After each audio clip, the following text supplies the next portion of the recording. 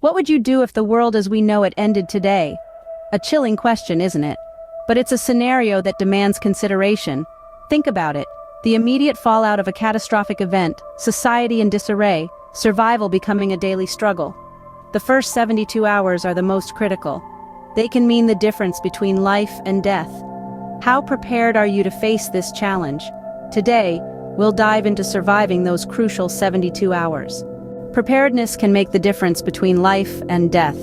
Imagine a disaster strikes without warning, and in the blink of an eye, the world as you know it is thrown into chaos.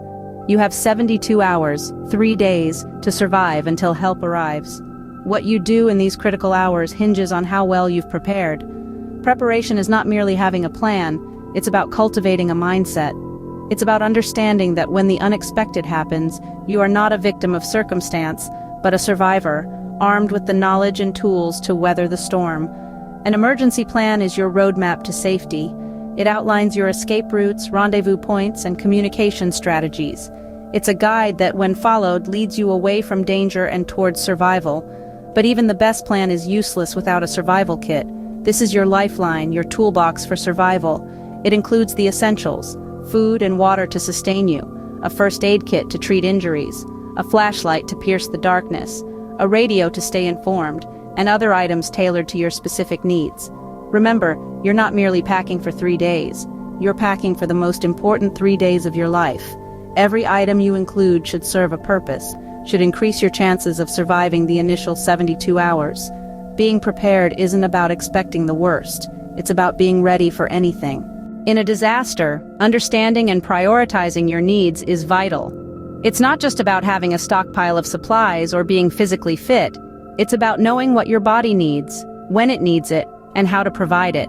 This is where the survival rule of threes comes into play, a simple guideline that can help you figure out what to focus on first in a life-threatening scenario. So, what is the survival rule of threes? Well, it's quite simple. It's said that you can survive for about 3 minutes without air or in icy water, 3 hours without shelter in harsh conditions, 3 days without water, and 3 weeks without food. Of course, these are rough estimates and can vary depending on the individual and the exact circumstances, but they serve as a useful guide to prioritize your needs. Let's break it down a bit. The first is air. We need to breathe to live. That's a no-brainer. If you're in an environment where the air is compromised or you're underwater, securing breathable air becomes your immediate and utmost priority. Next is shelter. If you're exposed to extreme weather conditions, such as freezing cold or scorching heat, you'd need to find or construct a shelter within 3 hours. Without it, hypothermia or heat stroke can set in, and these can be as deadly as having no air to breathe. Water is the third priority. The body can only last for about 3 days without hydration. Dehydration can lead to a host of health issues, from dizziness and fatigue to organ failure. So if you're somewhere with no immediate access to clean water, finding a water source becomes critical. Lastly, there's food. While it's true that the human body can survive for about 3 weeks without food, it's not something you want to test out if you can help it. Lack of food leads to weakness, decreased mental function, and eventually, organ failure. So, there you have it, the survival rule of threes. A handy guide to help you figure out what to tackle first when disaster strikes. Remember, your first priority is always immediate safety. Assuming you can breathe, your next priority is finding shelter. In a world turned chaotic, shelter becomes a sanctuary. It's your fortress against the elements, your bulwark against potential threats. It's more than just a roof over your head. It's a haven, a place of security and safety where you can regroup, rest, and prepare for what's next. Shelter is crucial because it provides protection. Protection from harsh weather, whether it's the unforgiving heat of a desert sun, the bone-chilling cold of a winter's night, or the relentless downpour of a tropical storm. Shelter can also shield you from potential hazards, such as falling debris or harmful radiation. So what makes a good shelter? Well, it depends on your situation. If you're in a forest, for example, a lean-to made from branches and leaves can provide adequate protection. A snow cave could be your best bet in Arctic conditions. In an urban environment, an abandoned building could serve as a temporary home as long as it's structurally sound and safe from potential threats. It's also vital to consider the location of your shelter. Is it close to a water source? Is it hidden from potential threats? Is it on high ground, safe from flooding? These are all important considerations when choosing a spot to set up camp. The best shelter is the one that meets your needs at the moment. It doesn't have to be a 5-star hotel. It just has to keep you safe and protected. Remember, the goal here is survival, not comfort. Building a shelter can be a daunting task, especially when you're under stress, but it's a skill that can be learned and perfected. Practice building different types of shelters in various environments. Learn from your mistakes, adapt and improve. Shelter is more than just a place to sleep. It's a symbol of hope, a beacon in the dark, a sign that you're still fighting, still surviving. It's your home in a world gone mad, your castle in the sand. Shelter can be your lifeline, protecting you from the harsh realities of a post-apocalyptic world.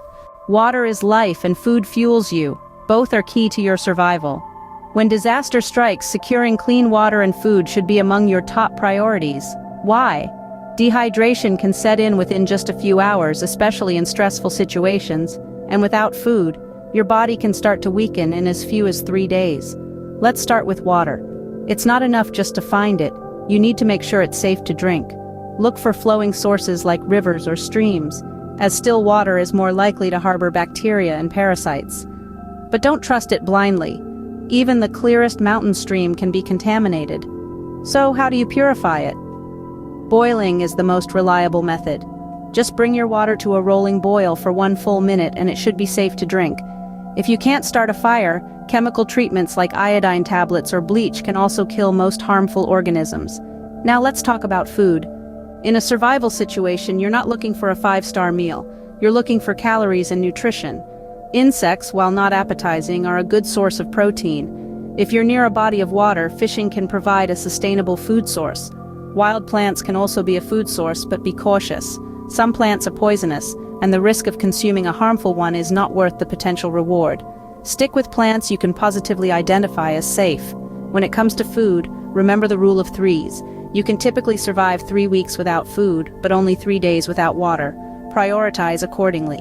If you can secure a steady source of water and food, you've already won half the battle of survival. But don't forget that the situation can change rapidly. Stay flexible, stay vigilant, and keep your survival instincts sharp. Remember, water is more important than food in the initial stages of survival. Survival isn't just about meeting your physical needs, it's also about staying safe and healthy. Now, we've covered the basics of shelter, water, and food, but that's not where the story ends. There's more to survival than just meeting your immediate physical needs. You must also focus on maintaining your health and safety. Let's start with first aid. Accidents can happen even in the best of circumstances, and in a survival situation, they can be deadly. Having a basic understanding of first aid can be the difference between life and death. This includes knowing how to dress a wound, stabilize a fracture, and recognize signs of illness. Remember, in a survival situation, you are your own first responder. Next, hygiene. It may seem trivial, but in a survival situation, hygiene is crucial. Disease can spread quickly, and without access to medical facilities, prevention is your best bet. Simple practices like washing your hands, maintaining cleanliness around your shelter, and properly disposing of waste can go a long way in preventing illness. Now let's talk about avoiding unnecessary risks. In a survival situation, it's important to weigh the risks and benefits of every action. Climbing a tall tree for a better view might seem like a good idea, but if you fall and break a leg, you've just made survival a lot harder. Be smart about the risks you take. Finally, let's touch on mental health. It's easy to overlook, but maintaining a positive outlook is crucial in a survival situation. Stress and fear can cloud your judgment, making survival even more difficult. Take time each day to relax and refocus. Even in the toughest situations, try to find something to be grateful for. Survival is a marathon, not a sprint. Staying safe, healthy, and positive can help you endure.